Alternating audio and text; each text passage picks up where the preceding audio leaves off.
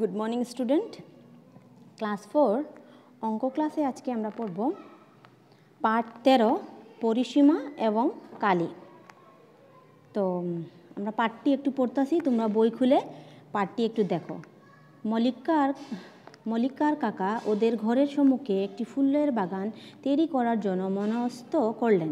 তিনি কি কি ফুলের চারা আনবেন এবং কিভাবে চারা গাছ রোপণ করবেন সমস্ত ঠিক করলেন। বাগানের জায়গাটির চারিদিকে বাঁশের বড় দিয়ে ঘেরাও করবেন বলে মাটিটুক মাপতে চাইলেন। চলো দেখি মল্লিকার কাকা বাগান তৈরি করার মাটির টুকরা কিভাবে চারি সীমার মাপ নিলেন। মল্লিকার কাকা বাগানের মাপের মাটি টুকরার চার কোণার চারটি খুঁটি পুঁতলেন। ছবিটি দেখানো অনুসার ছবিটি দেখো। ছবিটি ক খ গ ঘ এটা কি করলেন, মাপলেন। তো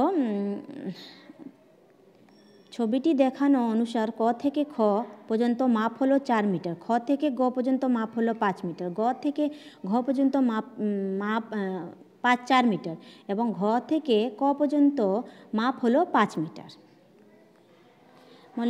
মল্লিকার কাকা বাগানের চারি সীমার মাপ হলো 4 মিটার যোগ 5 মিটার যোগ 4 মিটার যোগ 5 মিটার ইকুয়াল টু 18 মিটার। এখানে দেখো আছে 18 মিটার। তো সামগ্রিক আকৃতির চারিদিকে সীমারেখা মুঠে দৈর্ঘ্য হলো পরিসীমা। তো এই চারিদিকের মাপটিকেই কি বলে, পরিসীমা। সুতরাং মল্লিকার বাগানের পরিসীমা মাপ হলো 18 মিটার। নিচে দেওয়া ছবিগুলির পরিসীমা মেপে দেখিয়ে এসো। তো এগুলার পরিসীমা বের করবে। পরিসীমা মানে যে কোনো জায়গার বা যে কোনো ফিগারের জন্য চারিদিকের মাপটি কি হবে, পরিসীমা হবে। এই দুটি তোমরা করে পাঠাবে। তারপরে দেখো নিচের চিত্রগুলোর পরিসীমা নির্ণয় করি। তো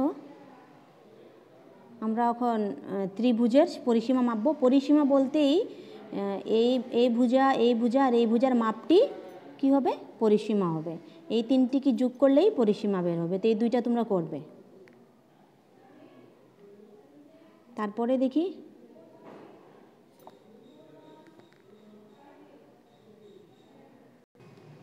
তারপরে ছবিগুলি সবার পরিসীমা বের করতে লাগবে।